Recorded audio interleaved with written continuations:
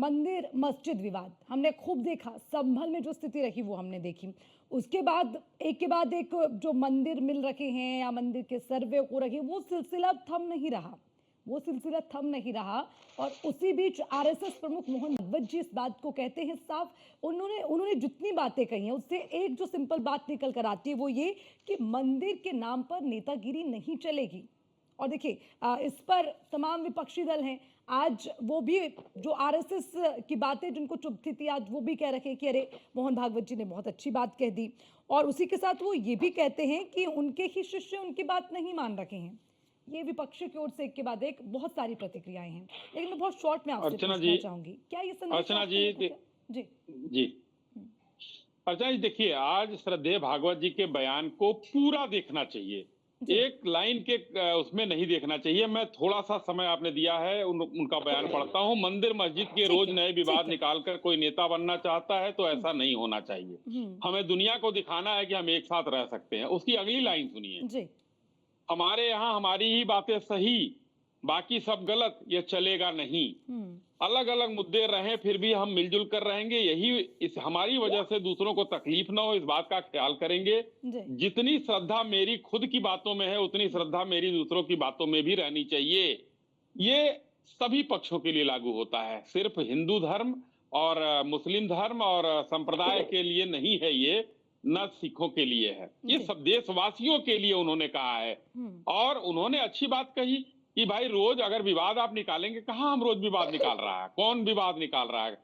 यहाँ तो अभी जैसे संभल में चल रहा है, संभल में तो हमारी पुरानी मूर्तियां ही निकल पाई जा रही हैं। हम किसी का मस्जिद तो तोड़ नहीं रहे हैं, वहां पर सुप्रीम कोर्ट ने रोक लगा दिया, तब से शांत है मामला। लेकिन जो ये मूर्तियां निकल रही, आखिर ये किसने किया है, इसमें नेता कौन बन रहा है? ये श्रद्धेय भागवत जी ने नहीं कहा, अपनी चीजों को खोजने के लिए।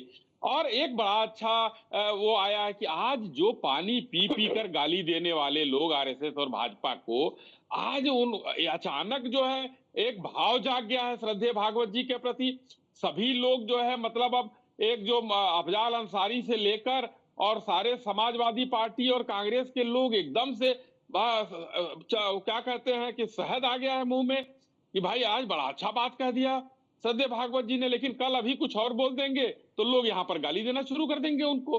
ये दोगलापन इन लोगों के जो चरित्र में है, ये गलत है। एक साथ रहने की बात श्रद्धेय भागवत जी कह रहे हैं, उन्होंने स्पष्ट रूप से कहा है कि एक साथ रही, हमें विश्व को दिखाना है। यही बात तो माननीय प्रधानमंत्री जी कहते हैं कि हमें विश्व में अपना नाम ऊंचा करना है तो सबका साथ सबका विकास लेकर चलना है।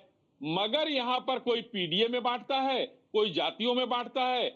अब देखिए, कल अभी जो एक दुखद घटना आपने शुरुआत में दिखाया, मैं एक लाइन उसमें जरूर बोलना चाहूंगा।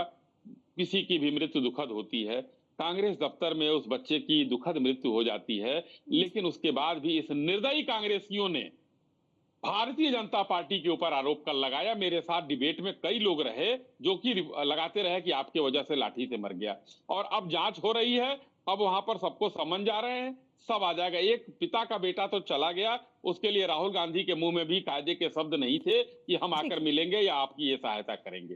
देश को एक साथ लेकर चलने का जो संदेश दिया है श्रद्धेय भागवत जी ने, वो स्वागत योग्य है। और उसमें आज जो संभल में हो रहा है, कहीं कोई वर्षिप एक्ट का कहीं कुछ नहीं हो रहा है, और ना श्रद्धेय भागवत जी के किसी बात का उल्लंघन हो रहा है।